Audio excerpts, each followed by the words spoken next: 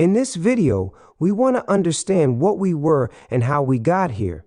Of course, we will look at this from a scientific perspective, so join us at the time gateway as we travel millions of years back. There is a fascinating place in Ethiopia called Hadar, located in East Africa. This area is a treasure trove and one of the most interesting archaeological sites in the world.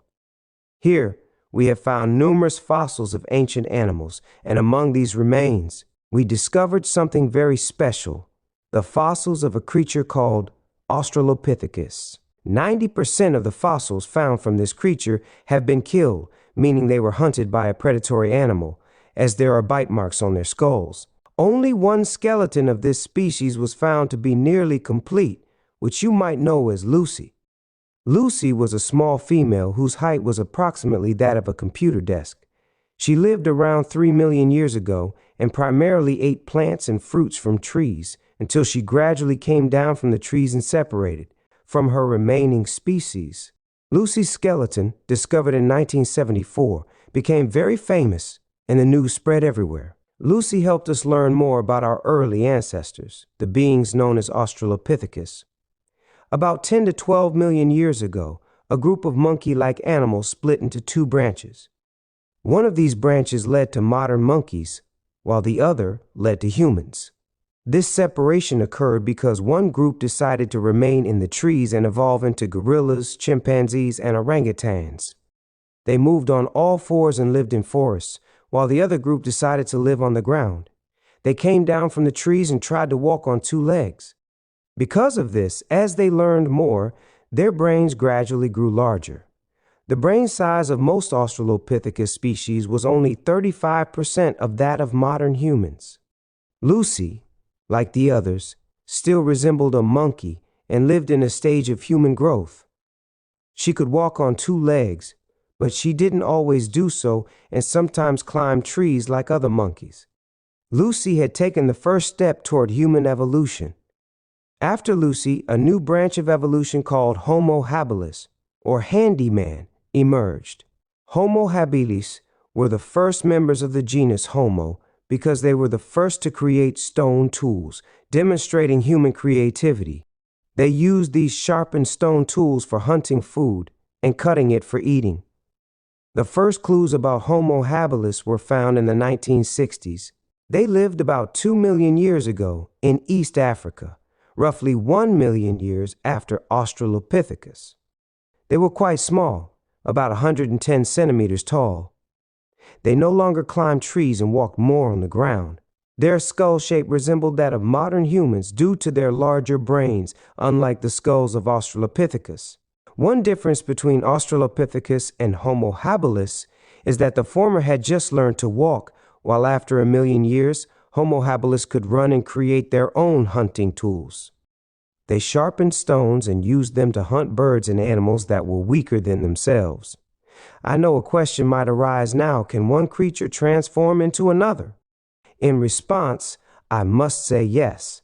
Over 1 million years, many changes occur in the growth and development of a living organism. This is not just my opinion. Science has proven it based on fossils.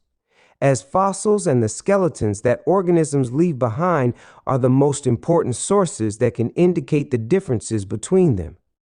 Now, let's move on to the next species. After them came Homo erectus, or upright man, who lived between 1.5 million to 100,000 years ago. Their name indicates that they were the first human species that walked almost always on two legs. They were also the first to migrate out of Africa and spread into Asia and Europe. Homo erectus had even larger brains and learned to create more creative and advanced tools. They made the first stone spears, stone knives and hammers, and they used chips as scrapers for stone walls and hunting. They likely used wood, tree bark, and even grass to create the first shelters and ropes. With these tools, they learned how to hunt larger animals. Homo erectus were the first to start using fire, which changed our history forever. In this species, many things had changed, which is why they are called Homo erectus, or upright man. Over time, more species of Homo emerged, including the famous Neanderthals, known for their European roots. They separated from our common ancestor about 400,000 years ago. We did not evolve from Neanderthals. They were a separate branch, and all Neanderthals eventually became extinct. However, our evolutionary branch coexisted with them for a time. Neanderthals were skilled hunters, hunting both land and sea animals. They left behind thousands of stone tools, and they were the first to decorate caves with meaningful paintings. Neanderthals also had their own special ceremonies and were the first humans to begin burying their dead. They likely realized that leaving the bodies of the deceased in nature led to the spread of diseases and attracted predatory hunters. Now it's time for Homo sapiens, or wise man, who appeared about 500,000 to 200,000 years ago in Africa and Europe. This was the final stage between our ancestors and modern Homo sapiens. Their brains continued to grow larger, and they exhibited more complex behaviors. They not only buried their dead and made interesting stone tools, but also developed intelligent hunting methods and planned for the future. Their diet was diverse, including hunting and gathering. For instance, they would fish one day, hunt deer the next, and hunt a predator another day, thus completing their diet. Ultimately, Homo sapiens became more modern about 200,000 years ago, living in Africa. They now had a skeletal structure and brain size similar to modern humans, and their behavior was very close to ours. These wise humans, introduced as Homo sapiens, could now think very well and make better use of their brains. About 60,000 years ago, they migrated from Africa and spread across the globe. They were rapidly growing and began to create early languages and form the first words. You might be wondering how they learned to speak. The answer to this question is provided in another video on this same Time Gateway channel, so make sure to watch that video. After reaching this final stage, we began to advance culturally and technologically. This progress accelerated over the past 200,000 years. About 12,000 years ago, the Neolithic period, also known as the New Stone Age, began. This period marked the end of the cave-dwelling era, and humans began to live in fixed locations. Instead of constantly moving and foraging, they decided to find a pleasant place to live and settle there. This transition was due to the emergence of agriculture, which allowed people to plant their crops and domesticate animals like goats and sheep. Early humans began to domesticate animals such as sheep and dogs for grazing. At that time, we humans started creating the first works of art, famous cave paintings, writings, domesticating animals, primarily cattle, hunting, and many other things. We even created the first forms of currency, yes, currencies made of stone and clay. This marked the beginning of trade and the use of money. Eventually, we began to write, allowing historical events to be recorded and passed down through generations. This is where history officially began. From that time onward, we witnessed the development of agriculture, the emergence of various and complex societies, the invention of writing and the wheel, and the rise of civilizations. Our tools became more and more complex, languages emerged, and cultures diversified, leading to the societies we have today. You might wonder why we have stopped evolving. The truth is that we have not stopped. Human evolution is an ongoing process, although it is not as dramatic as before. However, we adapt quickly to different environments. We have different skin colors, appearances, body sizes, and genetic mutations that affect traits such as lactose intolerance or resistance to specific diseases. However, the modern world is very different from that of our ancestors.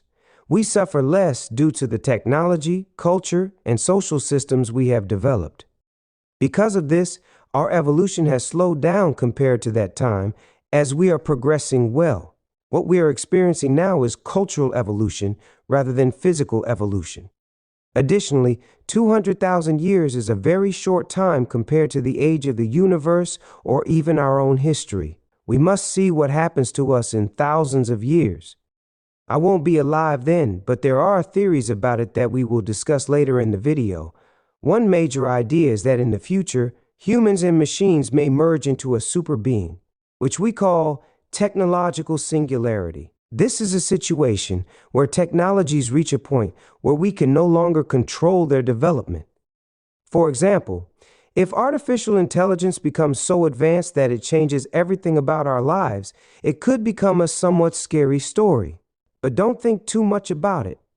With the current growth of artificial intelligence, we shouldn't be overly worried about it taking over the world, at least for the next few decades. What we have now is just weak artificial intelligence and small simulations. It may seem scary, especially for those who don't know much about artificial intelligence, because the situation is that they still have a long way to go to reach the complexity of the human brain, let alone awareness and free will. There are other options, such as one day we might reach a level where we merge with machines and many gadgets are installed on the human body. In any case, whatever happens in the future, one thing is clear. We all know that technology is changing rapidly, and this has a significant impact on all of us. There is a famous proverb that says, "Sooner or later, it will happen, but there's no harm in waiting." Here at the Time Gateway, you have been time travelers. Our journey has come to an end, at least for today. So if you have satisfied your curiosity, please like the videos and share them with your friends. Or if you want to see more content, subscribe to us.